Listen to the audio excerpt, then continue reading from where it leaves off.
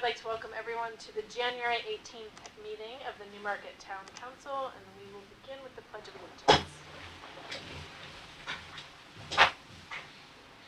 I pledge allegiance to the flag of the United States of America and to the republic for which it stands, one nation, under God, indivisible, with liberty and justice for all. Thank you. I will open the public forum at 7 o'clock, and seeing as how there is no one from the public present, I will close the public forum at 7:01. The next item that we have is for the acceptance of minutes, and we have one meeting that was from January 4th, 2023, and I would accept a motion to approve those minutes. So moved. Second. Are there any questions or changes? Seeing none, will you call the roll, please? Council Brayback? Aye. Council Lamatina? Aye. Council White? Aye. Council Blackstone? Aye. Council Ward? Aye. Council Conley? Aye. Council Weinstein? Aye. Motion passes 7-0.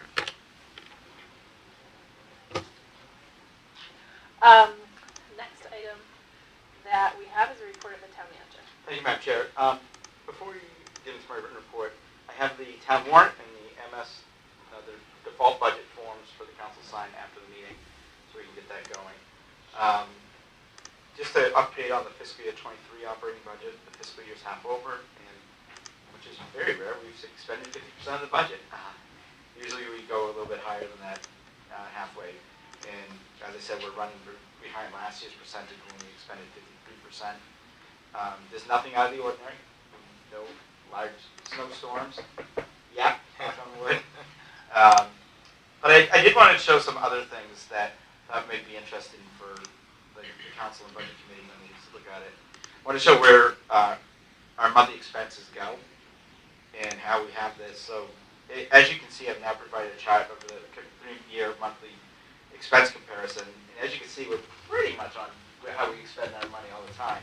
The only thing different was in fiscal year 21, we expended more in August than we did in July, and that probably has a lot to do with the pandemic and when things are coming back in. But you know, nothing out of the ordinary. We can see our peaks. And the other one that shows our revenues.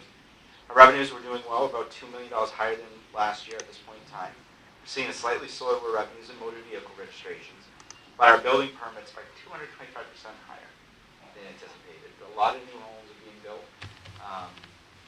so we're doing quite well there. Plus, we also increased the fees.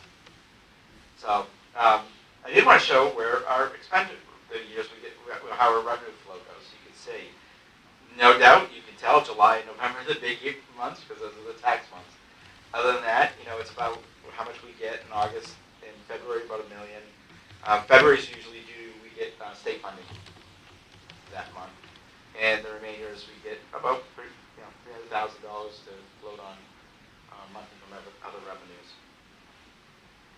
One thing I wanted, after last meeting, the discussion we had about on how councils can introduce ordinances resolution, I really want to review our processes and compare it to other communities. I feel that we need to have a more formal process. This is in order to ensure that the wishes of the council introducing legislation is met. In addition, it'll make it easier for staff to help craft the right resolution with the council. And also, just to say, the charter requires that anything be introduced in writing, resolutions and ordinances. So after checking with the cities from not only across the state, but actually across the country, I'd like to offer maybe the following suggested change to council rules. That would state that any council shall submit in writing a resolution, ordinance, or written concept of proposed legislation to the town manager's office. The town manager or designated staff may review, upon concurrence of the councilor, revise the legislation prior to the introduction to the town council. That way, I think by having it in writing, it makes it clear the wishes of the individual councilors, and allow the staff to ensure that it follows town and state law. If there's no, which it shouldn't say that, I intend on writing something for resolution at the next meeting. One of the things too is that it shouldn't, any councilor has the right to put put something before the council. Even if they know it's going to fail, you have the right to do it, to make a statement. I think by doing that too, it gives the authority to the councilors to say, hey, look, I want to introduce this. And, he will help you write it, get it ready. I may even put in my report, I don't recommend it, but we'll get it ready for you. But I think it's just a way to make sure you guys can introduce things that you want as well. And we are doing the right thing and making sure it's there. Next is that the Municipal Budget Committee held a public hearing on January 9th at 6:30 with no attendees. And the deliberative session is going to be on Saturday, February 4th at 10 a.m. And elections will be March 14th. Both are going to be in the Town Hall Auditorium. I will send out the sheet soon, but Mr. Matt put that down for March 14th. The Director of Public Works, the Building Ground Supervisor, Town Engineer, and I have been working with Robbie Woodburn of Woodburn Company Landscape Architects on upgrading the Arbor Park in downtown. There have been a number of issues, including making it more accessible, cutting back plantings, and the arbor itself is actually rotted. We went out there maybe a month or two ago, and you could see the metal starting to rot, and the sides were actually taken off because we were afraid of another windstorm, so we're going to come off anyways. And the arbor is actually going to have to be removed soon, and as you can see, we are in the process of it now. We asked Ms. Woodburn, who originally designed the park, to suggest some upgrades. We have a draft plan, which I attached to my report, and I'm going to go look for input from various groups on it. We approached the Wentworth Cheswell Memorial Group and the Veterans Memorial Committee to potentially offer spots for both of them in the revised park. Also, we were thinking about installing some sort of plaque to remember that this was the spot of the town hall prior to the fire in the 1980s. In addition, we would make it more open and welcoming with improved access and lighting. We're planning on trying to do most of the work in-house with the Department of Public Works. After receiving input from the various stakeholders, we'll get a price estimate and bring it back to the council. It's sort of like trying to create a nice civic space in the middle of downtown. And it's beautiful with the arbor, but the problem is the arbor itself blocks off the park. So it's sort of trying to make it more open and welcoming. The next item is over the coming months, we'll be upgrading our mass notification system, what you currently refer to as Code Red. And that is what we have to go out for emergencies. And we're going to go migrating from Code Red to Civic Ready. Civic Ready is made by a current website, agenda management, and codification company.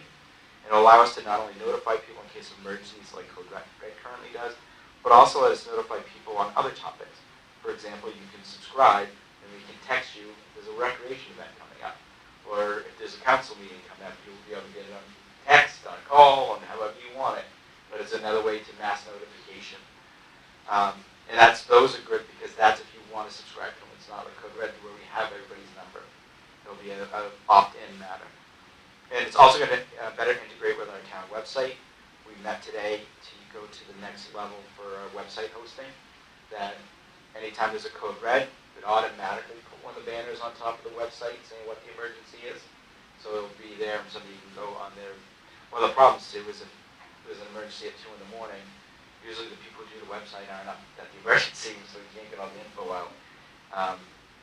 And the good thing about going to Civic Ready, it's cheaper, if not similar prices, Code Red, and we can do more with it.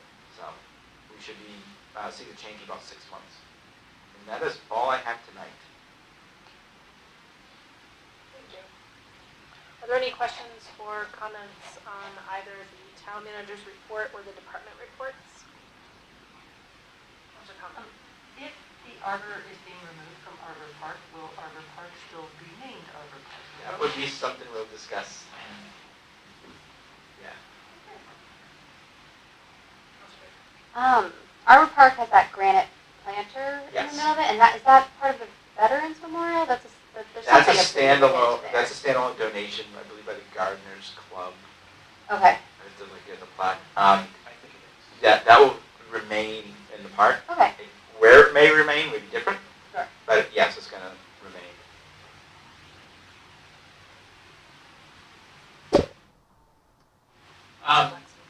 First of all, I'd like to comment that I really appreciated this thing with the policeman sliding down with that dog, and I saw it on WMUR. It's apparently gone viral, And I think that's the image that we want our police to have with the community. That, you know, if you saw that on Twitter, the noise in the background, you heard all these little kids laughing and screaming, and they loved it. And I thought that was terrific. On a slightly more serious note, when someone turns a firearm into the police department, what happens to that firearm?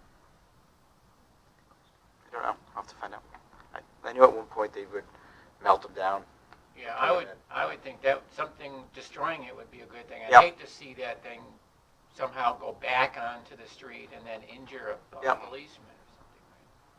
Right? Particularly if somebody turned it in for moral objections to Yep. owning it, which is what they said.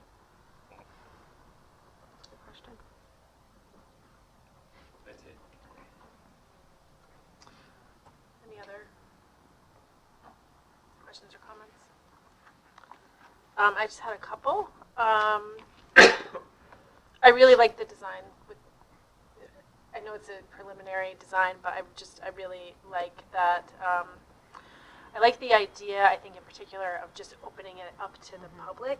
And I forget, I mean, I'm downtown all the time, I forget that park exists. So I think the only time I go is for the tree lighting. I was gonna say, we always say we have the nicest town Christmas tree that nobody can see. Yeah.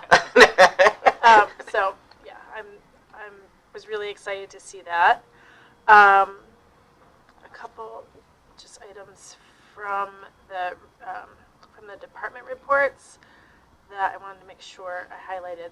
I mean, one, back to the police report, and I think I commented on this maybe at our last meeting or the meeting before, but the police reports, I encourage anyone from the community to read all of the department reports for sure, but the police report in particular, it really exemplifies, I think, community policing and shows the range of calls that our department is responding to on a regular basis. And I mean, everything from carrying a 170-pound dog down 3 flights of stairs, who needed medical attention, to dealing with someone who is in a mental health crisis, to arresting, or dealing with someone who's a victim of assault. I mean, and just everything in between. So it's really eye-opening to read those reports. And Chief Jordan or whoever is preparing the report, does it in a really accessible way. And I just think it's it illustrates these anecdotes that he includes in his report illustrates the work that they do so well. So I just commend that. And same with our fire department. Looking back at that storm that we had right before Christmas, and how much work the fire department and DPW had to do to clean up again right before Christmas. Those reports really shed a lot of light on our community. So I encourage everyone to read them. And then my only question, well, it's not my only question, but I have a question about the water department report. And he talked about the lead and copper rule requirements. And I was just curious if we could get maybe some more information about what that's going to. Yep. I mean, it looks like he's starting the process to figure out what that's Yeah. going to mean, but obviously when he knows to fill in the council, I don't know if those are new rules, new I state think they are guidelines. new state guidelines. I imagine it's going to be costly. So, and then the only other comment that I had was regarding our town website, and our agendas still aren't on the site. So The agendas aren't easily accessible on the site. They're there, they're just not easily accessible.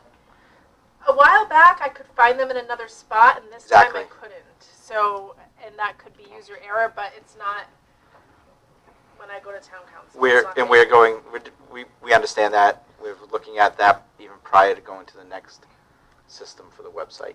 But that was part of the discussion today, was making that easier. that was all I had. Seeing no other comments, we will move on to committee reports. Are there any committee reports? Yes, one sec. So the budget committee held its public hearing on the 9th. All the town warrant articles came by and were approved unanimously. All the school budget items except for one were approved unanimously. The only one that wasn't approved unanimously was to raise $162,000 to the school improvement CRF. Basically, this is stuff we had earned over interest. The school had earned over interest, but it could either be used, put into the fund, or be given back to the taxpayer. The budget committee approved it 6-3, and everything else was pretty much recommended up and down the board. So.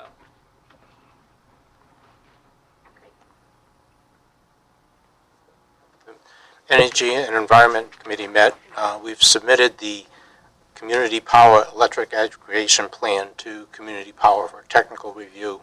Once we get that back, assuming there's no issues, I'll ask to set up a workshop where we can just present it to the town council, walk you through it. Great, thank you. The planning board met, and we finally have approved the detached ADU. And not only that, but the attached ADUs are required, we're required to have them by the state, right? But we don't have any local ordinances with respect to attached ADUs. And so now we actually have ordinances for both attached and detached.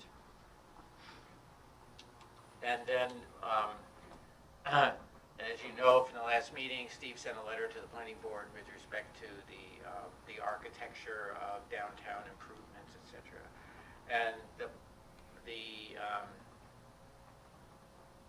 planning board, we went over what Bart calls the loophole in the zoning restrictions right now, and the concern that the town council had about the loophole.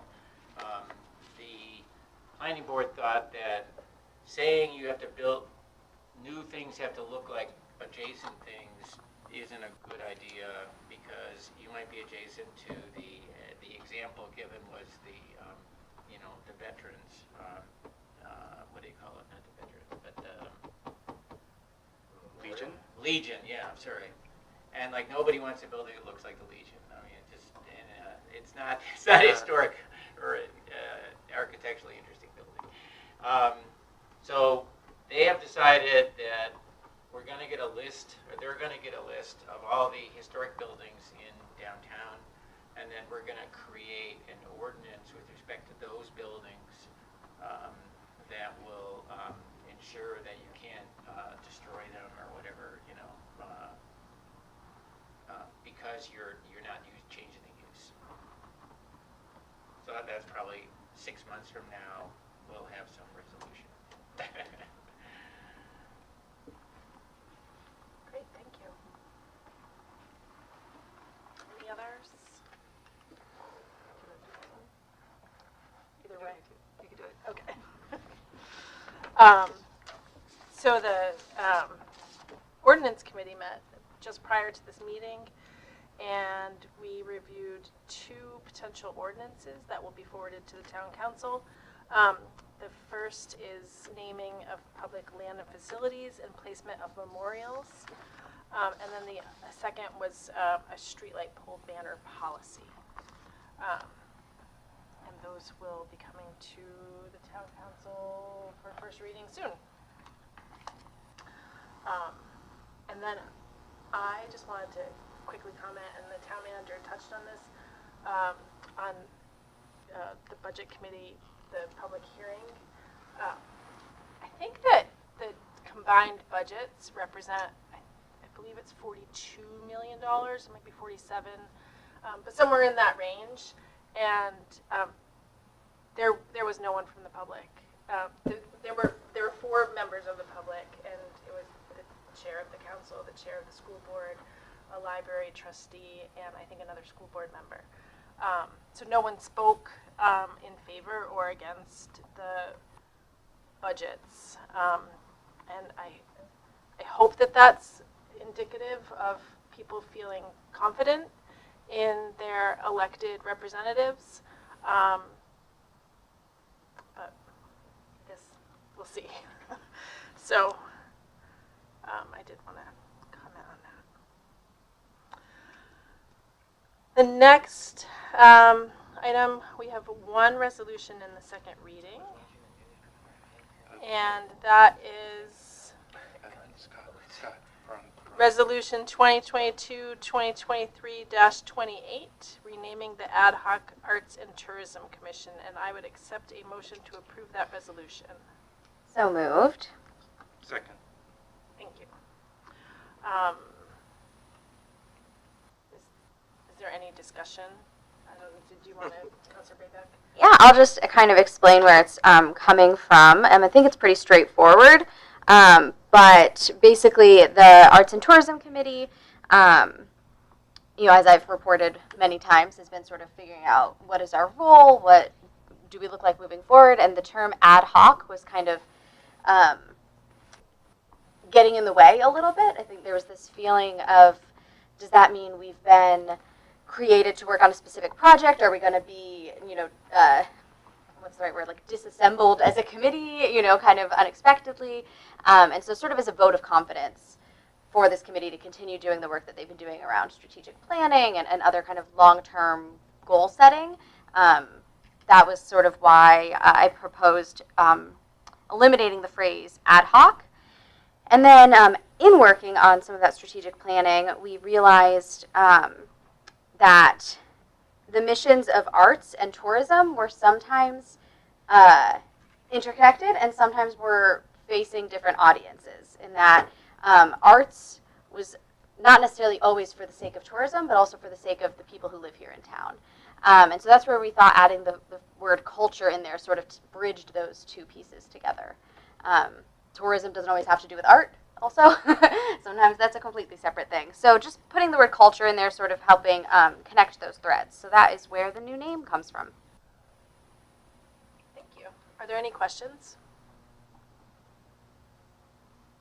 It seems very straightforward to me. So if you could call the roll, please. Aye. Aye. Aye. Aye.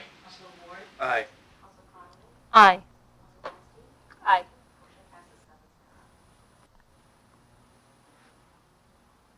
Thank you. And then we have two resolutions in the first reading. Do I even need to read the first one? No, I was just going to, just for the record, that we received communication from Bond Council late this afternoon that resolution 22-23-29, correcting adopted resolution that we just did, is no longer necessary because they found documentation that we already approved that document. So we can just withdraw from the agenda. And the first resolution that we have this evening is Resolution 2022-2023-30, Facilities Master Plan.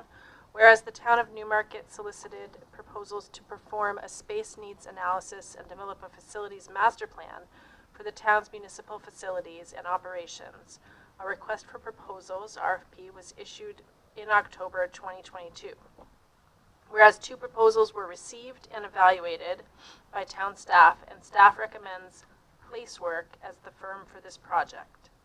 Whereas town staff has negotiated a scope of work and associated fee not to exceed $146,870, which will be paid from the Building Improvement Fund.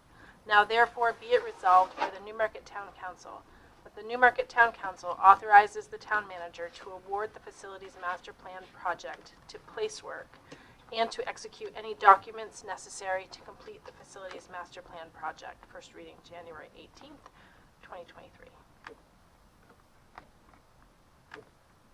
The next item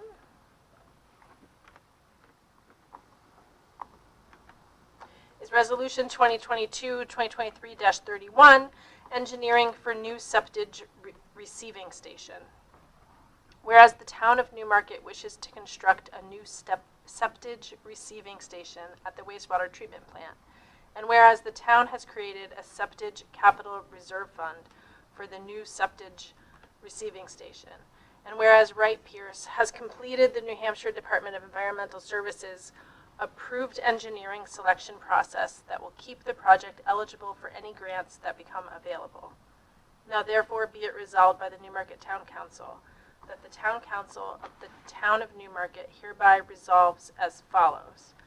The Newmarket Town Council authorizes $161,600 to be withdrawn from the Septage Receiving Improvements Capital Reserve Fund to design the new septage receiving station, and authorizes the town manager to enter into an agreement with Wright Pierce to design the new septage receiving station. First reading January 18th, 2023. For some reason, I have a hard time saying septage. Septage receiving. Yeah, septage receiving. It's tricky. Is there any correspondence to the town council? There is none. And any closing comments? I will just say that the filing period begins January 25th, and that's for all elected town positions, including town council, budget committee, planning board, school board. Do we have a trustee of the trust fund? Trustee of the trust fund, municipal budget committee, planning board. I think that's it. So I encourage people to get involved, and if you have any questions, certainly anyone from the community, call me regarding town council. I'm sure I'm going to speak for everyone to say that if you know someone who's interested, if there's another member of the town council that you want to ask, please call any member of the town council. A few of us could probably speak to budget committee a little bit, or planning board, some of these other committees too. So I would encourage that. The period is from until the following Friday. 25th till the 3rd. And then our next meeting is February 1st. Yep. And the deliberative session is the following weekend, correct? Yep. The 4th. Thank you. And that's all. So seeing no other comments, I will consider us adjourned.